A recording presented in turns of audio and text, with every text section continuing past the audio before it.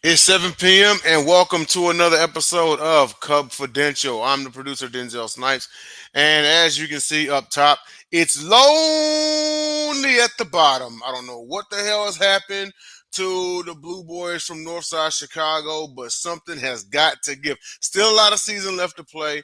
I'm pretty sure Bakken's going to come in and be pessimistic or whatever, but maybe it'll be like a good cop, bad cop thing between him and Jason. I don't know. But let's bring the host and the mediator in himself. And that's JB Ellis.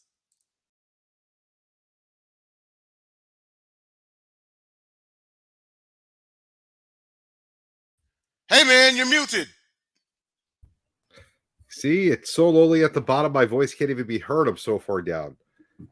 That's why we pay the producer the big bucks, comes up with the titles and the threads. And, he's good at what he does, unlike the Cubs, who are not good at what they do. It's been bad. Let's bring on the guy who has more energy than the whole Cubs roster, Botkins. Um, can we put a for sale sign up for sale for the team? Can we put an opening job for the general manager? Because that's what needs to happen. You, JB Ellis, and a few others on this panel want to point fingers at Ross. I think everybody owes who pointed fingers at David Ross as the problem an absolute apology, because it wasn't David Ross. It is none other than Jed Hoyer and Todd Ricketts is the problem. We absolutely stink. Before we get into it, I would rather be the White Sox. I'd rather be a dog shit team than this team, because you didn't go there. I am. I hate this team. I have been watching this team for 30 years. Send the police out for a wellness check. For 30 years. And this team, I hate him. I hate this 2024 Chicago Cubs team. It's JB. It's like when you go to the bar, pretty lady at the bar, and you buy her a drink, and you're flirting with her, and then all of a sudden she doesn't want to take you home, and she doesn't want to close the deal. That's the Chicago Cubs. That's the 2024 Chicago Cubs. They're pretty from afar, but when you dig deep, they absolutely stink, and they don't close deals. They're only 4 games out of the wild card. Don't give me that. Don't give me that. Don't give me that. Don't give me 4 games out of. You can't look at this baseball team and tell me they're a playoff team. You can't. You can't even look me in a straight face and tell me they're a playoff team. I don't care what. In April, they were a playoff team. We just need April's version back.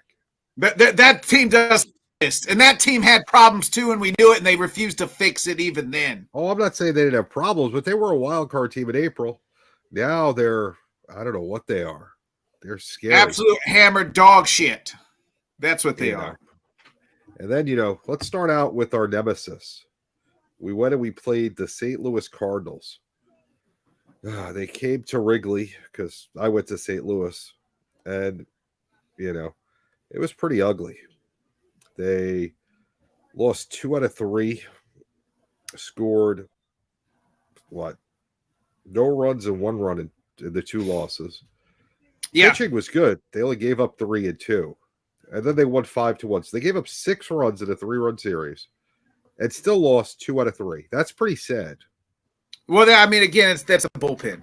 How many times do we have to say it over and over again? And then, the sad thing is it's so bad that Council doubles down on Nuris, saying, I don't see him not closing games anytime soon. Well, that's because we don't have anybody. There's got to be somebody. C.J. Edwards is on it. Bring up Carl Edwards Jr. back up. Why is he still in the minors? Why? I don't know. Bring somebody. I will fly myself to Chicago, and I'll 30-mile-an-hour softball pitch, because that'll be better than what we're running out there every day. So what you're saying, the problem is the bullpen? Well, that we can't hit with runners in scoring position. Right. They only had 6 runs in 3 games. Yeah, 6 runs. You lose in one of those games. You scored 5 of them on Saturday's game. Yeah, so really, 2 other games they got 1 run. 1 run. Yeah, and in 18 innings. You can't. Friday's game. You look at Friday's game. They only had 3 hits Friday. Yeah, not very good. Saturday's game, you had 9 hits. We win that game. Imaga pitched as well, which he's been hot, cold here lately. He had a hot game Saturday, the last time out, cold game against the Mets. And then you look at the Sunday game, the June 16th game, 2-1. Cubs have 5 hits. Gotta hit the ball. We're not hitting. I mean, this team. There's nothing good to say about this team. Not one good thing. Wow, they have the best ballpark in the major leagues. Come on, it's a good day. You go to Wrigley and drink some. Style. What are we doing here? This was supposed to be a playoff team. I mean, that was our hopes. There's playoffs involved. 4 games. No, you can't tell me that. You can't tell me that.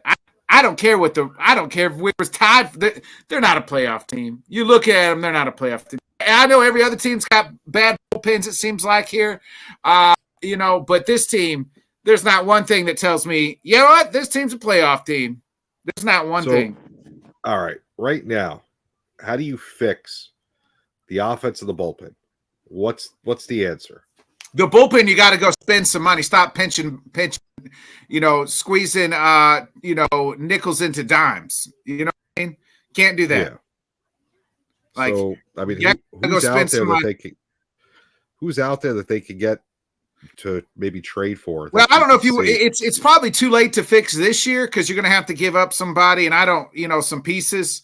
Some prospects, I'm sure maybe we got some guys in the minors, some A-ball guys, AA ball guys that you can go try to get. Like I said, bring up Carl Edwards, bring up some guys that are in Iowa. They got to be better than what we got in the roster right now. Yeah. Trade Nurse, trade Alizé, trade them all, and then get some relief back. And what about the offense? What could be done there? Some of it's hard contact. Some of it's just, I don't really know. That's the thing. I feel like that has been actually a problem. Runners hitting with runners in scoring position since 2016. So, we're looking at 8 years. Like, I just feel like that's always been our Achilles heel since the World Series. Yeah. So, you look at the 3 games, give up 6 runs. The pitching staff, the starters are doing decent. They're that's the lone bright spot. The lone bright spot is for the most part our starters pitch well. Yeah, there's not really like a guy. Even Kyle Hendricks has come back around. You know what I mean? Yeah, he's pitched well. And shout out to Kyle because 10 years made his debut 10 years ago. So we got 10 years service time today. Nice, that's awesome. So what anything else in the St. Louis series catch your eye? What are we gonna say?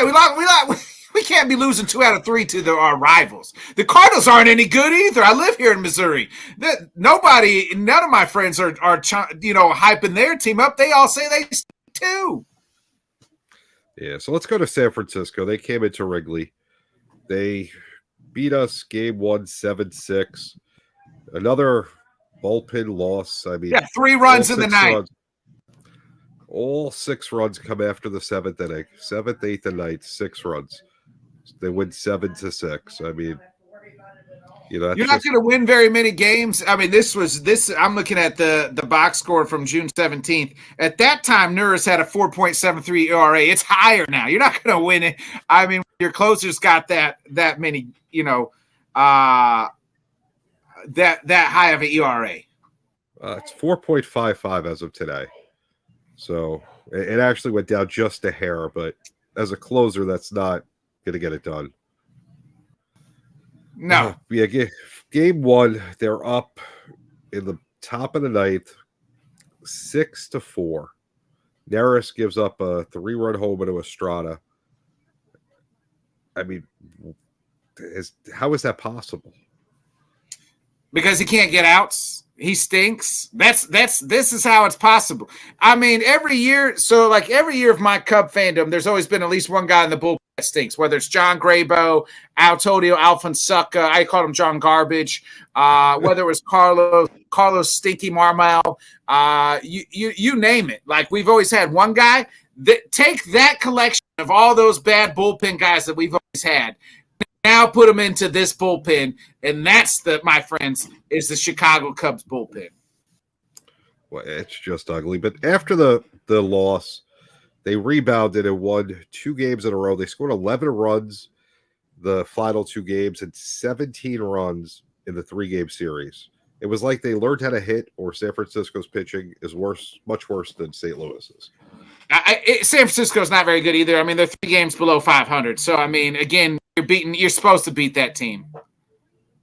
Yeah. So what'd you see in that series that stood out to you? Well, I mean, the hitting, right? Like it shows that's the most frustrating thing about this team is like there are things that, the starting pitching that we got to play off starting pitching.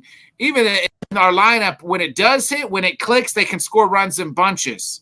But then they have series like the Cardinals, as far as what's, where we can't score a run in 18 innings. But, you know what I mean? So, but there's glimpses of greatness, or at least good, not greatness, but good. Glimpses like, of really goodness. Yeah. I don't know. Are you trying to coin that phrase like the boat? No, nah. You're not going with the boat, huh? Believe it or not, I don't really think about it before I speak. I just speak, JB. I like it. Just from the head. But it's just so frustrating. The way this team is just underperforming. I mean, I don't know. You say we were wrong to go after Ross. I'm gonna say he had a worse roster than what is there now. So I'm going to say he's at least as good as Counsell, if not better, because I think Greg Counsell's a good manager, but he can't do like with this roster, with that bullpen. It doesn't matter if White Kershaw, Joe Torre, you name it, is coming to manage this team. They're not winning with that bullpen. Yeah, no, it's pretty bad. So I don't know. Anything else in that series that you thought was worth mentioning? Because I mean, at least they won the series. They got 2 out of 3. It's typical Cubs baseball. I mean, you're gonna lose one series, one game of series because of the bullpen. That's been the name of the game all year. Yeah, and I mean, this brings up a perfect transition to the Cub or Dud. So, Cub or Dud, should the Cubs turn to the minors to improve the bullpen? Oh yeah, 1,001%. Anybody. Come down and get some high school kids. I don't care. Anybody. Turn to the minors, turn to AA, turn to AAA, turn down to the penitentiary league in California and get somebody there because, I mean, geez, that's where Ricky Vaughn was pitching, and look what it did for the Indians. Wow. I mean, they got to do something. But, Botkins, where can people find you? What do you got going on? Yeah, find me on my channel, The Bodkin Show. I'll be doing my head kicks and haymakers tonight, my UFC show, in just 8 o'clock Central, preview UFC 303 tonight. So please check me out, like, subscribe, share. I'm a little less animated there, but I'm just passionate about the Cubs, and they stink right now. Yeah, we do have the best version of Botkins on Cubfidential. Not that his shows aren't great, because he's phenomenal, but this is the best Botkins. I appreciate it. Definitely, man. Have a good week. We'll see you next week. Enjoy. Thanks. Hopefully we'll have a better week than what the Cubs are doing. Well, they got 2 weeks to make it happen because we're taking off next week, July 3rd. So going to have a lot more games to unfold. I can barely watch them, JB. It makes me sick to my stomach. You can watch them. Root them on. They need all the support they can get. Listen, as an analyst once said a while ago, maybe they need to do some team building when they're on the West Coast. Maybe they should go surfing as a team. Hey, I got some team building we could do right now. You know what I mean? Come to the Bodkins house. We can do real good team building. All right, Bodkins. We'll catch you next week, man. Enjoy. See you guys. Bye-bye. Well, that was the one and only Bodkins. And to follow him up, we got one of the best analysts for the Cubs. We got Jason coming in. How you doing, Jason? What's going on, JB? I don't know if I can follow that up. I don't know. I'll try, man. He just gets going. Yeah, that's good though, man. He's passionate. I like it. Right? He loves his Cubs. Yep. All right. So next, we're going to talk a little New York Mets. Ugh, the New York Mets. Grimace threw out a first pitch, and the Mets were unbeatable. First of all, do you believe in the Grimace myth? Do you think that Grimace makes your team unbeatable? I don't know. I'm more like a hamburger kind of guy, So I would think the Hamburglar would help steal some wins, but what does yeah, there you Grimace go. bring to the team? I Maybe don't we get need it. to bring him out to throw the first pitch of the Cubs game. Right? I mean, McDonald's is headquartered in Chicago. There you Why go. would Grimace help another city? Like, what's wrong with McDonald's? Help the White Sox, help the Cubs. Horrible, horrible. They need something. Let's talk about the Mets series.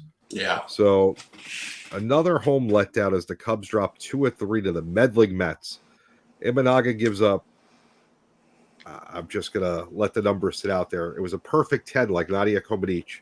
Earned runs in 3 innings pitched, an 11-1 loss on June 21st. Who is this Imanaga guy? Why did we make him fly across the Pacific Ocean to give up 10 runs to the Mets? I mean, I could give up 10 runs to the Mets. We don't need to pay this guy for that. Yeah. I think anybody could give up 10 runs to the Mets. It was not a good outing for him, man. He just got rocked. I watched that game, and he gave up the back-to-back home runs, man. He just did not look good. So, just not a good showing. But is there anything you're seeing with him does he look like maybe he's hiding an injury? Sometimes, you'll see that with pitchers and players where there'll be something wrong and they're just not saying it. It's hard to notice, but it manifests its way into games with like 10 earned runs or like 0 for 5s and that just look bad. Yeah. I actually noticed something when it in his I don't know what you want to call it, but in his pitching. So like usually he has that like 1 second pause, right, and then he throws the ball to home plate. A lot of the pitches that he was throwing, he didn't have that pause. So I don't know if he was like actually I don't know if the batters just caught up to that and just didn't, that 1 second is enough for those guys to like, kind of jump. So I did notice that when he was last time out pitching for that game. So I don't know if that was one of the reasons, but yeah, that could be. I mean, I'm not quite sure. But when you look at like what happened with Hendricks, where he obviously wasn't ready yet, and now all of a sudden he had a phenomenal game. Maybe he's finally back to health wise where he should be. Sometimes athletes want to go out there and perform. They don't ever want to sit on the bench. They just want to go, and they don't always fess up. Maybe I shouldn't be playing, because they want to be that guy. They want to go out there and throw 9 scoreless innings, strike out 27 guys. But sometimes you're just not. Maybe it's something minor. Maybe the back's a little stiff, and if I don't, nobody will know if I don't say anything. Yeah. Pride definitely gets in the way of that. So yeah. So that first game, he gives up the 10 runs. They lose 11-1. The offense non-existent again. Back to the Cardinal series.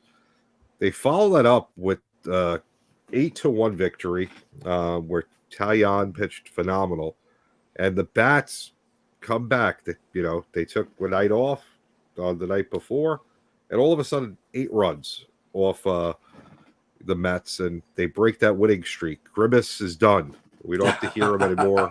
They beat him. What did you notice in that game too? Actually, I didn't follow that game as much as I followed the first game. I will say that obviously Morel went 2 for 4. He had a home run and 2 RBIs, so he came through in that game. But as far as Morel goes, he's either home run or nothing, and he just I don't think that's a really good thing. He doesn't swing for contact. He just swings for the yard. And that's just not going to get it done all the time, especially when you don't have anybody, on base half the time that he's up and he's hitting home runs. And, the other half, they can't score any runs with runners on base. So it's a 50-50 coin flip right there. Yeah. Then the finale, Assad didn't look like himself, gave up 4 runs in 4 innings. But the big story of the game is Diaz gets ejected for something on his glove that was too sticky. And the Cubs were putting together a little bit of a rally late, but of course they didn't do anything. So what do you think about the Diaz ejection? First of all, that obviously the Mets are cheaters. As much as we point that out, let that be out there. There you The go. Mets obviously cheated during the winning streak. They're Yeah. not a good team. They're the worst team in baseball. And then, of course, you know, they weren't able to complete a comeback. What do you think about that game? Yeah, I was actually really disappointed in that game because obviously that was Ryan Sandberg Day, and they revealed his statue. I did think it was awesome that the Cubs players came out onto the balcony of the deck and came out for his speech and gave him the respect that he deserves. Obviously, they came out flat, which sucks. I think they should have been a little bit more hyped for that day. Again, there you go. Morel scores a 2-run home run, and that's the only runs that they scored in that game. So, as far as Diaz goes, I did see the picture of his hand, and yeah, he did have some sticky substance on there. So, yeah, Yeah, deservedly to be ejected. the Mets are definitely cheaters. All right. So let's go to this Cubs for you. Jameson Taillon, 7 innings pitched, 6 hits, 10 Ks in the 8-1 victory, which we talked about over the cheating Mets on the 22nd. Tell us what you think about Taillon so far this year and about that game. So when Taillon, I don't know, how long has he been with the Cubs, JB? I want to say it's his second year. Second year? Okay. Or Yeah. his first year. One or the other. I think he's been around for a couple of years, but like I know when the Cubs signed him, I was not impressed with what he was doing in his first year. I think he did come around this year. He's been, I think he's third or fourth in the rotation. So yeah, and it is his second year. He was 8-10 last year. Yeah, and not good numbers this year. I think he's turned it around a lot. So, and what Botkin said, the Cubs starters have kept these guys in games. And I think that's a lot of pressure on them to go out there inning after inning, not to give up any runs or try to not to give up any runs, and you're not getting any help with scoring runs. It's hard going out there where you're down 0, it's tied 0-0, or you give up three-run homer and you're down 3-0, and the offense just like ghosts you. It's just bad. But Taillon's been one of the studs of the rotation. That's a great way of putting it. The offense is ghosting them because they're just not performing. And I imagine the pressure that's got to be on the starters. Give up a couple of runs and that's it. You have no chance of coming back because the offense just isn't there. Yeah, they just stink, man. They can't produce runs, and I don't know what's going on. No matter who they put in that lineup, man, they cannot produce. It's pretty horrible. Yeah. All right, let's go outside of Wrigley next. So Aaron Judge hits a grand slam, but it's not enough as the Grimaces take the Subway Series opener 9-7 at the nicest ballpark in New York, Citi Field, on June 25th. So tell us what you think of Aaron Judge and, the Yankees' struggles and then the Grimaces winning another game. Yeah. Aaron Judge, I just have one word for him, and he's a monster. He's amazing, man. He's a great baseball player. Obviously not enough to get the win against the Subway Series rival Mets. So, it's not a rivalry. No. It's like when we play the White Sox. It's not really a rivalry. We're the better team. They're just there. They're just there. Yeah. It's a rivalry to their fans because they want to be in our status, but yeah, it's not really a rivalry. Yeah, I think it's the same thing with the Cubs and the Sox. So it's not really a rivalry until you get in the other ballpark, and then it's a slugfest. Exactly. No, I agree. All right, so this Cubs for you, we did outside of Wrigley. So Cub or dud? Should the Cubs go down to the minors to improve the bullpen? Absolutely. Bring them all up. Give them a shot. It's got to be better than what they're putting out there right now. And if it's not, then at least you know what you got in the minors, and you can go from there. I do agree with Botkin's. Jed Hoyer is definitely on the hot seat, man. He's got to do something with the team. He's got to go. He must go. But already, huh? on to some good news. So, have you heard? I announced my candidacy for president last night. My vote's for you, man.